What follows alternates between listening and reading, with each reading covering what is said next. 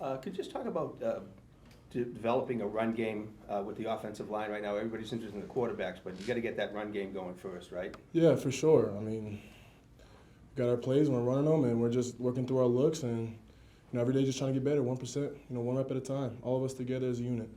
What about the quality of the running backs and the different skill sets they bring? Is that something the offensive line is cognizant of? Like who's good on screens, who's good on, Yeah, I mean, we love all our running backs. Oh, yeah, and yeah. all of our running backs are agile. They can run. They're good in space.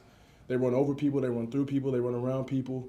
That's not really something that we're really cognizant of. We're more so focused on getting them lanes, getting them holes and alleyways for them to run and make plays.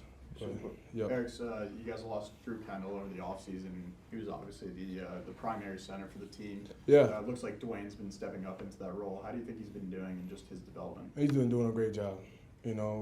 Just making calls up front, making sure we're all on the same page. I mean, it's been I would say a pretty smooth transition. Mm-hmm. What's difficult about transitioning to center as opposed to the rest of the line? It's more responsibility on your plate. You're like the captain up front, with the quarterbacks as well, handling, like who we're going to and things like that, and just making sure that everybody's on the same page. We're all going, the way we need to go to, make the play happen. Personally, what were your points of emphasis in the offseason? How confident do you feel that you can take a step this year to being a starter?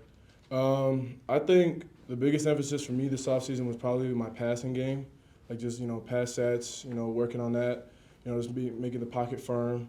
And I would say that, coming up this year, trying to work into being a starter, I would say that my pass sets have definitely gotten better, and my run blocking is getting better, and the guys next to me, like all the guys up front, have really been like taking me under their wing and just helping me acclimate to that new environment.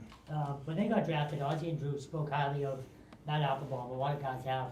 What does he bring to you guys, and how much does he impact your play on the field? I mean, Coach Applebaum is a great coach.